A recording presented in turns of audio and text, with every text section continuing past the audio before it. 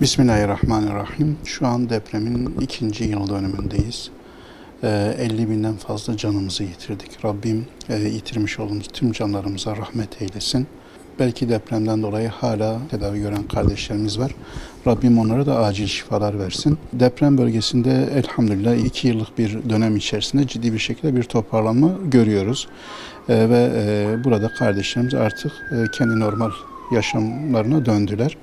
Biz özellikle burada Umut Kervanı olarak hükümete bir çağrıda bulunmak istiyoruz. Boşalan çok sayıda konteyner var. Belki 10 binlerce konteyner var. Ve bu konteynerler için şu an Gazze'de ciddi bir şekilde ihtiyaç var.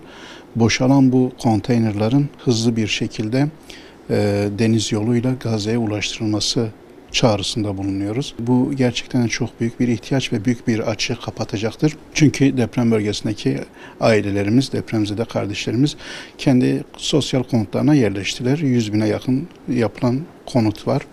Boşalan konteynerler heba olacağına hızlı bir şekilde deniz yoluyla Gazze'ye ulaştırılabilir. Ona gerekirse hem Umut Kervanı olarak hem de diğer STK'larımız gerekirse bunların taşınma yol ücretleri konusunda da yardımcı olacakları şekilde bu konteynerlerin Gazze'ye gitmesini biz özellikle talep ediyoruz. Bazı söylentiler var. Özellikle konteynerlerin geri dönüşümcülere verildi ve geri dönemcilerin de onları sökerek işte tekrardan ham madde olarak götürüp sattıkları gibi söylentiler de var. Bunlar ne kadar doğru olduğunu biz bilmiyoruz ama sonuçta o konteynerler orada boş kalınca heba olup gidecek, çürüyüp gidecek.